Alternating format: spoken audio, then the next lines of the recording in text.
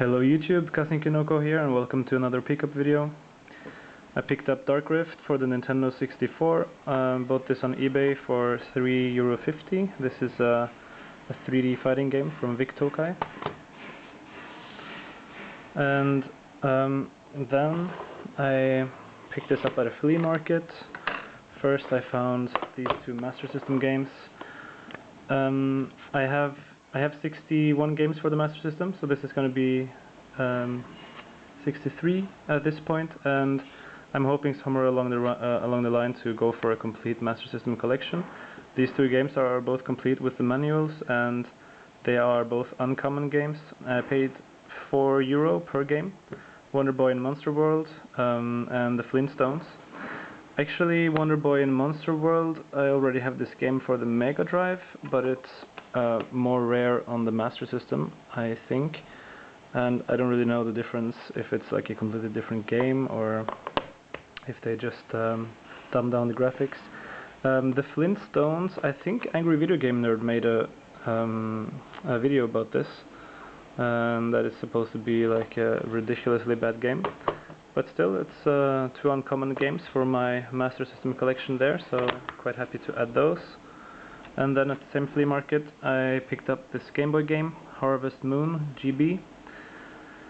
Now this game is in German, actually, a German language version, so I don't really collect German language games. I prefer playing them in English, so I might just sell this or trade it. I paid €2 for it, and it goes for around €12 or so on eBay, so anyway, it's a good purchase there. Then I went to a second-hand shop and I found these two Nintendo 64 games, and I paid €5 per game, and that's Space Station Silicon Valley. This is a game that I heard a lot about, and it's a hidden gem for the Nintendo 64. And I played through the first 3 levels or so, and it seems quite fun so far. And also I picked up Quack Attack. I've actually seen this game around before, and I didn't pick it up because I wasn't too keen on this game before.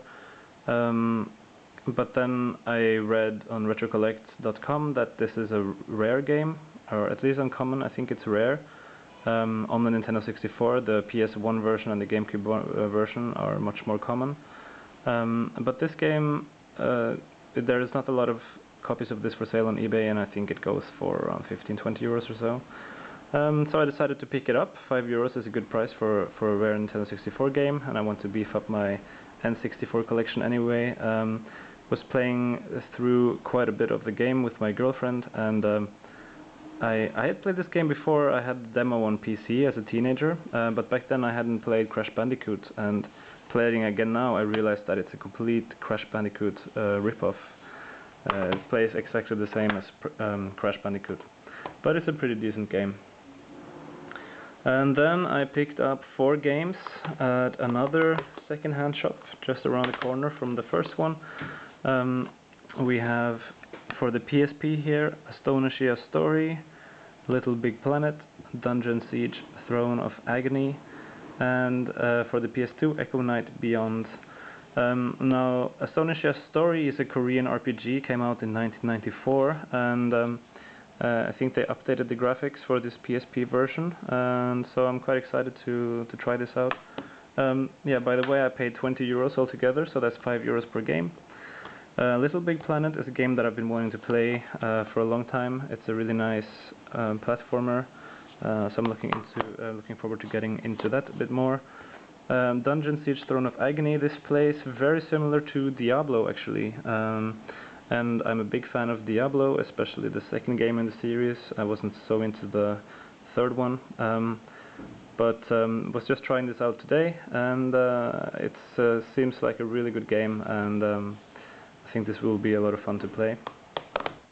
And Echo Knight Beyond, this is a hidden gem, another hidden gem for the PS2 here, and as far as I know, it's a survival horror on a base on the moon, but I don't know much about it. I just remember seeing some gameplay of this on YouTube, and when I saw it I thought, okay, well, I have to pick this up. And actually, when I came home with all of this, I opened up Dungeon Siege, and there was a different game inside. It was a game also called something with Dungeon. It was Dungeon Explorer. This game was inside there. So I went back to the second-hand shop, and they actually had 2 more copies of Dungeon Siege. So I asked them if I can swap the discs for the game that actually belongs in this cover. And I could, but the thing is, I already started playing Dungeon Explorer because I was trying out these games, and I started getting quite into it, so I decided I have to pick this up as well. And I bought this on Amazon.de for, including shipping, €5.50, so I think that's a pretty good price, especially considering the condition. This is in a really good condition. And this plays quite differently from Dungeon Siege, I would say. But it's another hack and slash RPG, and it's just got quite a different pace. It doesn't have the same, World of Warcraft, Diablo kind of feel to it. But yeah, so that's 2 more RPGs from my PSP collection there, and that's it for my collection video this time. I hope you guys enjoyed watching this video, and until next time.